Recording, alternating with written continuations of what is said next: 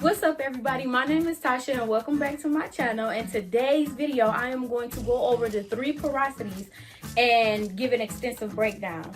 Knowing your hair porosity is one of the main factors to maintaining a good hair care routine. Just because you know what hair type category you fall in, whether it's 3A, 3B, 3C, or 4A or 4C, it doesn't mean that you will fall under that hair type's universal hair care regimen. No two curly hair patterns are alike, so that's why it's important for you to know your individual hair porosity. Maintaining and treating your curls will make your hair care more efficient.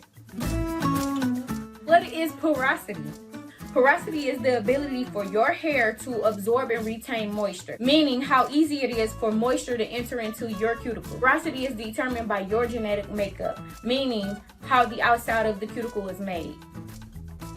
Now your porosity can be altered. It can be altered by heat, too much straightening, harsh heats from the blow dryer, too much ultraviolet exposure, incorrect brushing, poor diet, bleaching, overwashing your hair, and harsh chemicals. Now all of those factors that I just named can be damaging to your hair cuticle, which makes it raised and open. Let me give a brief explanation of the breakdown of your hair strand. You have 3 layers: the cuticle, the cortex, and the medulla. The outer layer of the hair is the strongest layer, made of smaller cuticles that overlap each other like shingles on a roof. It's essential for hair growth. The cortex is the thickest layer of your hair. It's between the cuticle and the medulla. It's made up of keratin fibers and it provides strength and collagen. Last but not least, the medulla is the innermost pit part of your hair shaft, but it's the softest and most fragile. It is made up of oily substances, so it keeps the oil in the hair follicle. The structure breakdown of your follicle. Let's go into the 3 porosities. There is low porosity, medium or normal porosity, and high porosity. Let's break down low porosity first. Low porosity is when the cuticle layers of the hair are close together, tightly sealed, overlapping scales that lay flat, which makes it harder for the moisture to get in and out. But once the moisture is in, it can be retained. Moisture doesn't easily escape. It's sort of like shingles on a roof. Each shingle is designed to overlap, which stops the entry of water. The tighter the curl, the more difficult it is for your hair to gain moisture. Medium or normal porosity has cuticles that are slightly raised to let the right balance of moisture in and out, while preventing too much from escaping. It's very delicate with a looser curl pattern.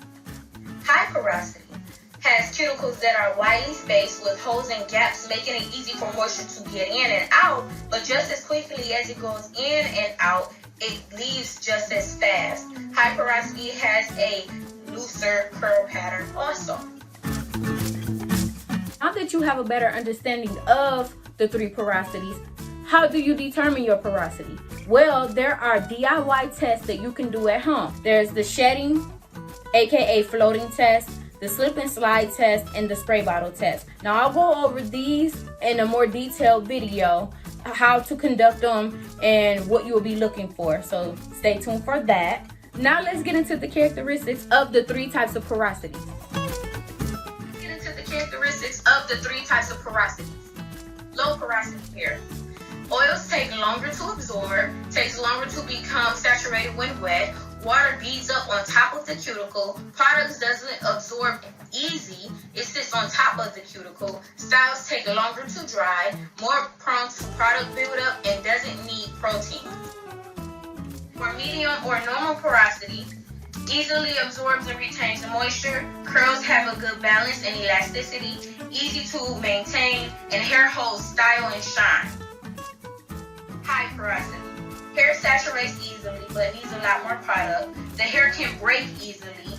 It tangles and freezes easily. Styles dry quicker. Hair looks and feels dry, and it's harder to retain moisture. I hope that the explanations of the 3 porosities were broken down very well for you. Now that you get a better understanding of the porosities, I hope that you will be able to come up with a treatment that's best for your hair care regimen so that your curls can be popping. Don't forget to comment down below to share your techniques and styles that you use to maintain your hair porosity. Thanks for watching. Bye.